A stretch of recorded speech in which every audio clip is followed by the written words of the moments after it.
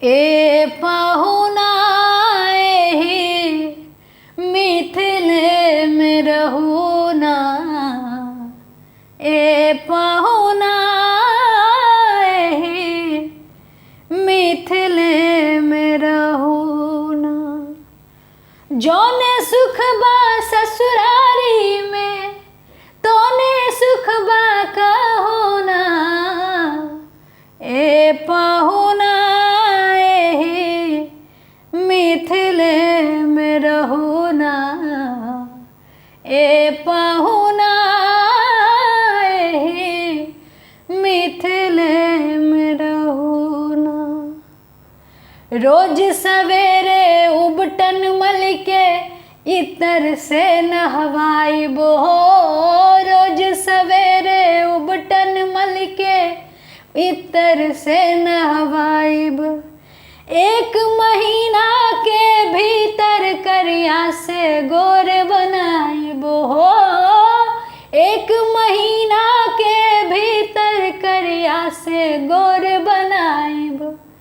झूठ कहत ना बानी तनिको, बस मौका एगो देहु ना, ए पहुना एहि मिथिले में रहुना, ए पहुना एहि मिथिले में रहुना।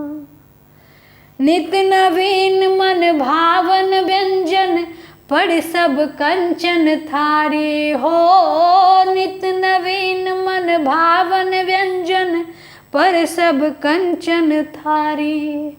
स्वाद भूख बढ़ जाए सुन सारी सरहज के गारी हो, स्वाद भूख बढ़ जाए सुन सारी सरहज के गारी। बार बार हम करब निहोरा, बार बार हम करब निहोरा, तनी और कुछ ले होना, ए पहुना एहि मिथिले में रहुना, ए पहुना एहि मिथिले में रहुना।